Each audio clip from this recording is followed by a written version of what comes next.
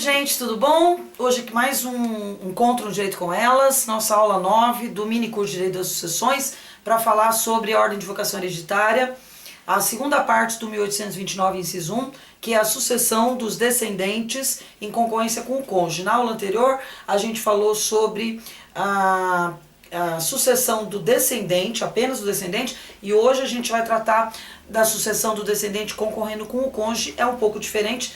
Essa diferença está no fato de que, dependendo do regime de bens, o cônjuge pode ou não ser herdeiro. Então vamos dar uma olhada aqui no 1829, inciso 1.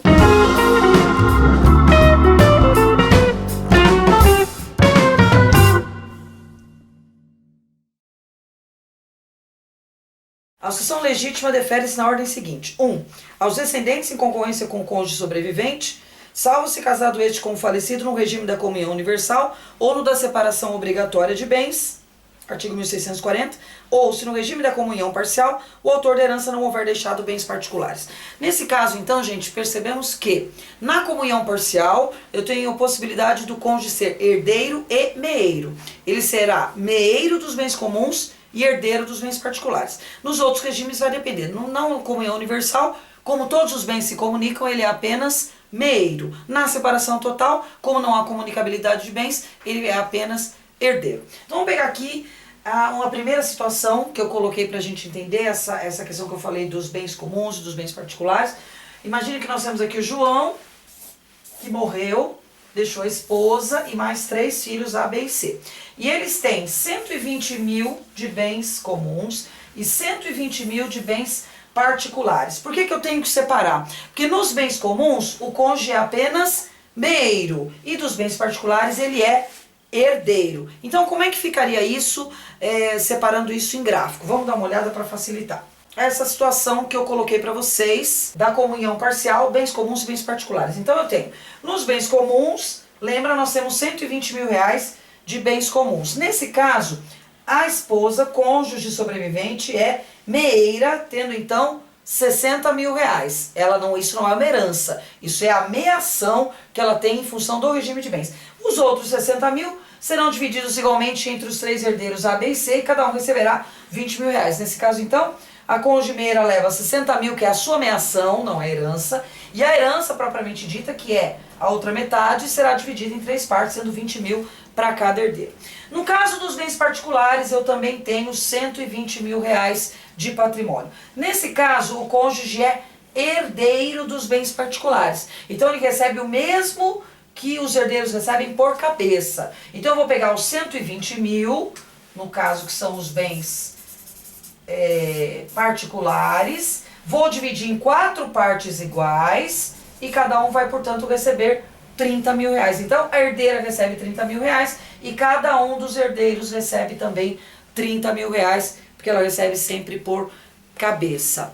Agora tem mais um detalhe importante a respeito dessa concorrência com o cônjuge que a gente precisa saber, que é a exceção do artigo 1832. Vamos dar uma olhada. Bom, gente, aqui o artigo 1832, que tem a exceção quando há concorrência com os herdeiros, que é a seguinte, diz o artigo 1832.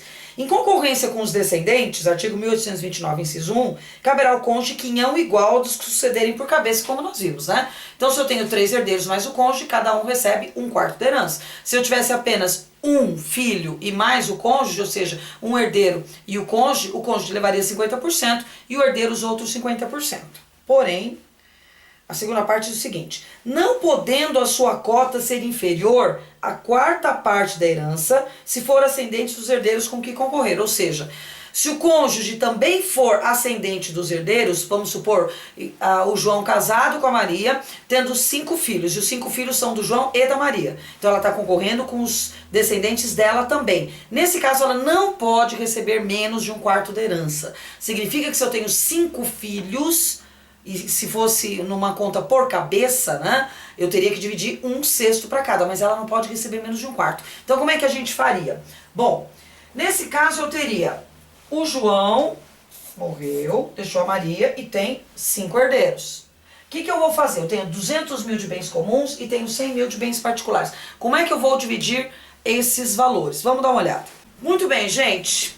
Então, nesse caso, o que nós vamos ter? Eu tenho aqui os bens comuns no caso do artigo 1832. Então, os bens comuns são 200 mil reais, certo?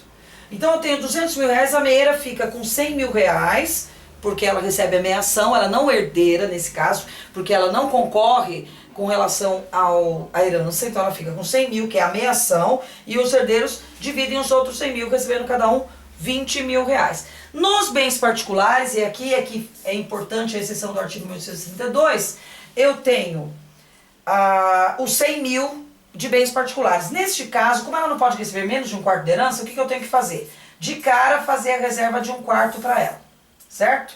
Faço a reserva de um quarto, então ela leva 25 mil reais. Sobram 75 mil reais. Os 75 mil reais eu vou dividir em 5 partes iguais. 75 dividido por 5, cada herdeiro levará 15 mil reais de herança. Então aqui, nos bens comuns, cada herdeiro leva 20 mil reais de herança, e nos bens particulares, cada herdeiro leva 15 mil reais. Lembrando que aqui a herdeira, que é a cônjuge, tem que ficar no mínimo com um quarto de herança. Só quando eu tiver, então, uma cota onde ela ficasse com menos de um quarto, não poderia. Então, se eu tenho 3 filhos, ok, porque até eu divido por 4. 2 filhos, metade. 3 filhos, 1/3, ok? Passou de 3 filhos, eu já tenho que fazer a reserva de um quarto para que ela fique com pelo menos um quarto da herança e o restante é dividido entre os herdeiros. No caso, gente, do 1829 ainda, dos outros regimes de bens, é fácil da gente identificar. Na comunhão universal de bens, gente, eu teria essa situação aqui, ó. Comunhão universal de bens, não há comunicabilidade de bens. Então, o cônjuge será sempre meeiro e os outros herdeiros, os filhos, são sempre herdeiros. Então, vamos supor que aqui eu tivesse 200 mil de bens comuns mais 100 mil de bens particulares. No caso, sendo comunhão universal de bens, não existem bens particulares. Todos os bens são comuns. Então, 300 mil de bens comuns, porque não há comunicação. Então, nesse caso, o cônjuge recebe 150 mil e os outros 150 mil divididos entre todos os herdeiros. No caso da separação total de bens, na separação total de bens não existe meação. Tudo é bem particular. Então, se eu tivesse 300 mil de bens particulares, continuava valendo a reserva de um quarto, então eu separaria um quarto da herança para o cônjuge e o restante dividido entre os demais herdeiros. Então, na separação total, seria como se eu fizesse a divisão dos bens particulares, e na comunhão universal, como se eu tivesse essa configuração dos bens comuns. Porque aqui não há bens particulares. E na separação total não existem bens comuns. Essa seria a configuração da comunhão universal e da separação total. Então, recapitulando.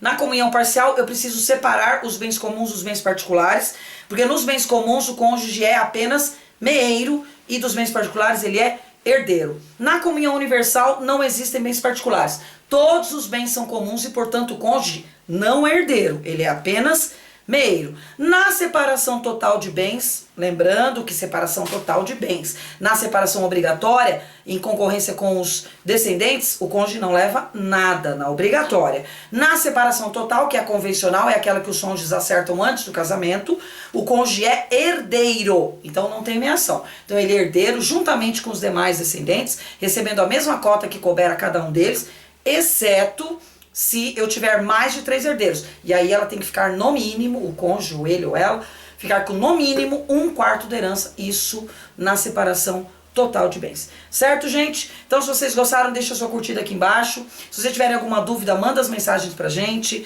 que a gente, dentro do possível, vai tentar responder para vocês. Continuem acompanhando nossos vídeos, temos vídeos novos todos os dias. A gente vai ter novidades aí em direito penal logo, acho que vocês vão gostar. Acompanhe a gente nas redes sociais, no Facebook e no Instagram. A gente espera vocês lá. E não percam aí a próxima aula do nosso mini curso de sucessões, aula 10 na semana que vem, que vai tratar da sucessão dos ascendentes. Não percam. Espero vocês lá. Um beijo. Tchau.